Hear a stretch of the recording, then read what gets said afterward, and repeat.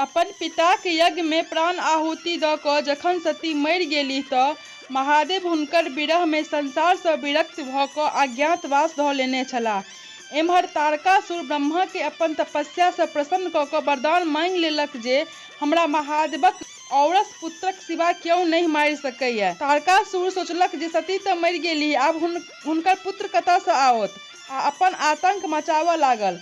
सब देवता के स्वर्ग सँ निकालि देलक। देवतागण त्राहि त्राहि कऽ कऽ ब्रह्मा लग गेलाह। ब्रह्मा कहलखिन जे अहाँ सब भगवतीक आराधना करू। पहिनहु जगदम्बा सतीक रूप में आयल छलीह आ जखन जखन दुष्टक प्रकोप बढ़त भगवती जन्म लेती आ ओकर संहार करती। आब ओ गौरी बनि कऽ जन्म लेती आ अहाँ सभक कल्याण करती। ब्रह्मा के कहल अनुसार हिमालयक पुत्रीक रूप में जगदम्बा जन्म लेलनि। ओ अत्यंत गोर छलीह, तें गौरी नाम पड़ल।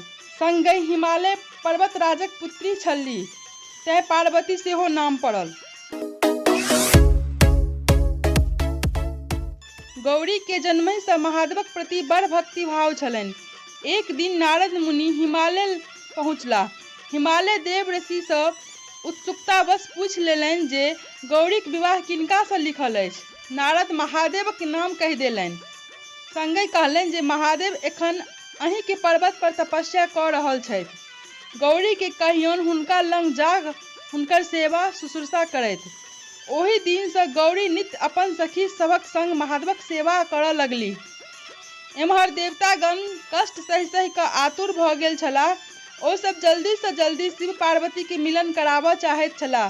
तें देवता कामदेवक मदद लेलनि। कामदेव अपन पत्नी रति आ मित्र बसंतक संग महादेव लग पहुँच गेलाह। पहिने बसंत ओतुका गाछ वृक्ष के फल फूल सँ लादि देलक। सुगंधित फूलक सुवास सँ वातावरण मादक बनि गेल। शीतल पवन बहऽ लागल। तखनहि गौरी फूलक श्रृंगार कऽ कऽ अपन सखी सभक संग अयलीह। ओहि क्षण कामदेव अपन बाण चलेलनि आ महादेवक ध्यान भंग भऽ गेल।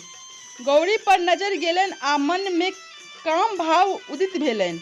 मुदा तखनहि मोन में संकोच सेहो भेलनि जे जँ हुनके मोन में एहन बात आओत तऽ आम लोक की करत। तखनहि हुनकर नजरि कामदेव पर पड़ल आ क्रोध सँ महादेवक तेसर आँखि खुलि गेल, जाहि में कामदेव जरि कऽ भस्म भऽ गेलाह। हुनका जरैत देख रति बेहोश भऽ गेलीह। तखन देवतागण महादेव सँ प्रार्थना केलनि जे रति पर दया करू।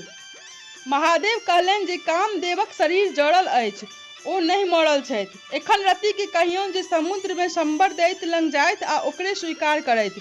द्वापर युग में भगवान कृष्ण अवतार लेताह। हुनकर पुत्र प्रद्युम्न के शंबर दैत्य उठा कऽ लऽ जायत आ कामदेव के नव जन्म हेतनि। तखन प्रद्युम्न समर्थ भऽ जेताह तऽ शंबर के मारि ओकर धन संपत्ति सहित रति के द्वारिका लऽ जेताह आ सुख भोग करताह। एतेक सुनि देवतागण स्वर्ग गेलाह आ रति शंबर लग चलि गेलीह।